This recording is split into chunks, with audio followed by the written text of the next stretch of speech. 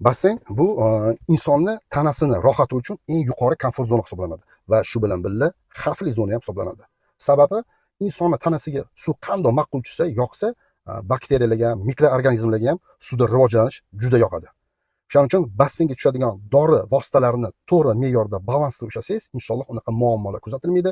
Bassengizga tushadigan dori vositalari agar normadan past bo'ladigan bo'lsa, siz foydalangan basseyndan o'zingiz bilan bir bakteriyalarni ilakishtirib olib chiqib ketish xavfi ko'proq bo'ladi.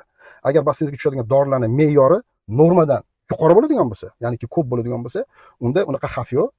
Xavf faqat ortiqcha dorilarni ko'p tushgan hisobiga, konsentrat ko'payib ketib, reaksiya qilishgan hisobiga siz tanangizda ortiqcha bir noxush holatlar kuzatilishi mumkin. Allergik holatlar, qizarishlar, dimog'ingizda, ko'zingizda achish holatlari kuzatilishi mumkin va hokazo.